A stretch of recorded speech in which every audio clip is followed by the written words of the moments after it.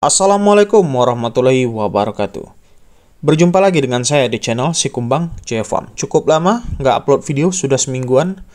Dan di video kali ini kita akan membahas tentang masalah teknis yang sering dihadapi oleh para peternak, baik secara langsung ataupun tidak. Nah, yang secara langsung biasanya masalah teknis yang sering dihadapi oleh para peternak adalah ABK minta berhenti di tengah masa pemeliharaan ayam. Ini lumayan sering ini Pak ya dihadapi oleh para peternak ayam broiler. Ya, ABK seperti ini permasalahannya lumayan banyak. Ada yang berhenti di tengah jalan itu karena sesuatu yang nggak bisa ditunda mungkin, atau memang karena dia koplak, mungkin capek ya, baru nyicip bekerja di peternakan ayam broiler, ngerasa capek, nggak kuat, pengen berhenti. Ini menjadi dilema ini bagi para peternak ayam broiler, apalagi skalanya sudah menengah ke atas. Siapa lagi yang mengurusin ayam itu? Maka dari itu saya sering katakan di video saya sebelumnya, Anda itu harus tahu masalah teknis pemeliharaan ayam broiler, Pak. Jadi kalau misalnya anak buah Anda itu berhenti di tengah jalan, Anda bisa gantikan dulu sementara. Atau Anda buat sistem kerja di kandang ayam broiler Anda itu boleh shift-shiftan. Ada shift siang, ada shift malam. Jadi untuk sementara bisa juga dihandle oleh ABK Anda yang shift di waktu yang lain. Tentu saja dengan menambahkan gajinya. Jangan kerjaan orang ditambah, gaji nggak ditambah. Nah, makanya saya bilang, supaya mencegah hal ini terjadi, ya jangan sampai terjadi, buatlah perjanjian prakerja sebelum kerja. Nah, buat perjanjian, kalau seandainya masuk kerja ke tempat ini, harus dihabiskan 1 periode. Konsekuensinya, kalau berhenti di tengah jalan, gaji akan dipotong lumayan besar. Bukan kejam, Pak. Karena kenapa? Ini supaya adil saja, adil bagi si tuan kandang, adil bagi ABK itu. Kecuali halangannya itu misalnya ABK-nya benar-benar sakit parah ya, secara manusiawi kasihlah gaji sewajarnya. Cuman kalau dia nggak ada masalah, ABK-nya hanya berdasarkan kemalasan dia saja, dia berhenti kerja itu. Nah, potong kalau perlu Pak. Nggak usah kasih itu gaji. Bukan masalah kejam, bukan masalah apa. Dia aja bisa kejam ke kita. Membiarkan ayam misalnya umur 14 hari dia main tinggal aja gitu loh. Mau gajinya misalnya full secara hariannya. Jadi buatlah perjanjian prakerja yang adil gitu loh. Yang adil dan tidak sesama saling menyusahkan.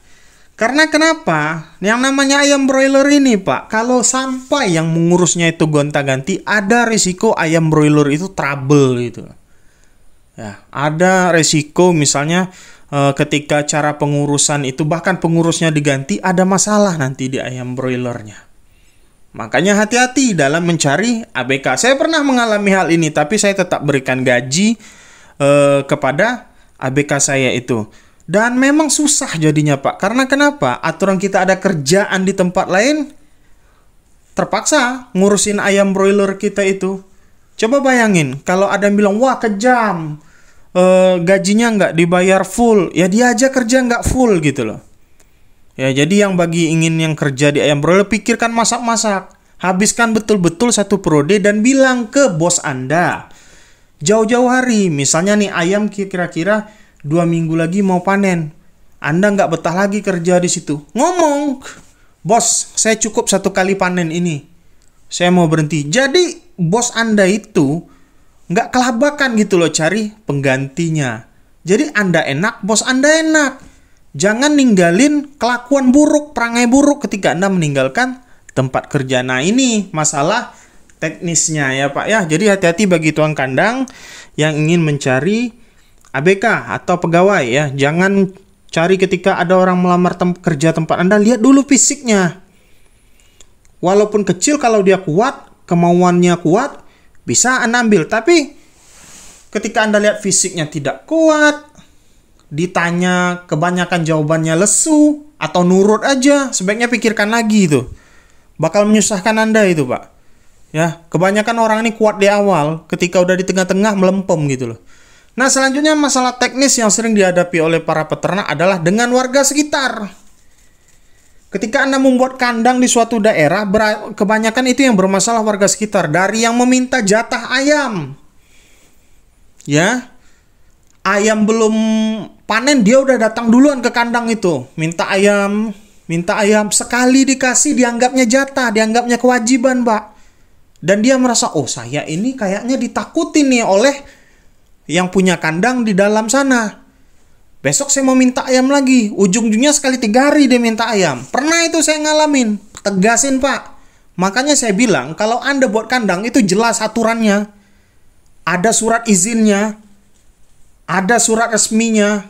AMDALnya jelas gitu loh. Tidak mengganggu pemukiman warga. Kalau perlu 2 kilometer dari pemukiman. Jadi Anda punya posisi yang kuat untuk membantah. Saya nggak ada kewajiban buat ngasih sampean gitu loh ayam itu.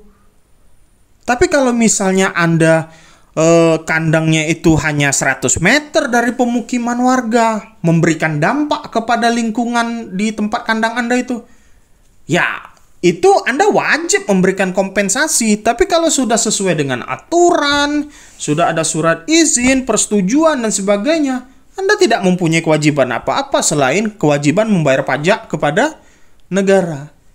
Nah, itu masalah teknis yang sering dihadapi oleh para peternak. Selanjutnya masalah teknis yang sering dihadapi peternak adalah akses jalan ke kandang. Ini kebanyakan sering dialami oleh orang yang asal buat kandang. Asalkan ada jalan, dia bangun kandang di dalam hutan misalnya. Padahal jalannya semraut.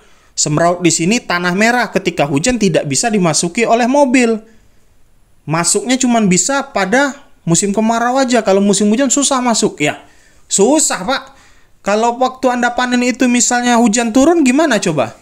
Anda akan mengeluarkan modal lebih besar. Makanya Anda harus pilih lokasi yang benar-benar bagus.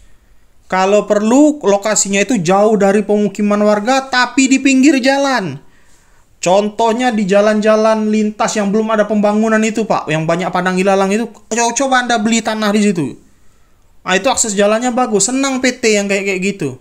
Untuk membuat kandang ini, satu lagi modalnya gak kecil gitu loh. Baik modal untuk mandiri yang skala menengah ya, ataupun tipe kemitraan, modalnya gak kecil. Jadi perlu dipikirkan masalah-masalah teknis yang bakal membuat Anda kesulitan nanti, Pak, di tengah jalan. Jadi jangan asal tabrak ketika Anda membuka usaha. Mentang ada uang, dapat barang murah, dapat tanah murah, langsung gas gitu loh. Taunya di situ nggak ada sumber air, nggak ada akses jalan yang bagus. Ditambah lagi misalnya warganya rese, nggak tahu aturan, taunya minta gitu loh kan. Nah, harusnya dipikirkan dengan baik-baik. Sekian dulu dari saya dari channel Sikumbang JFM. Mudah-mudahan bermanfaat bagi Anda. Bagi yang ingin membeli obat lalat, WA 083160465158. Saya hanya ada niat berbagi atas berdasarkan pengalaman sendiri yang pernah saya alami, supaya Anda cukup belajar dari pengalaman saya dan tidak mengalami sendiri. Assalamualaikum warahmatullahi wabarakatuh.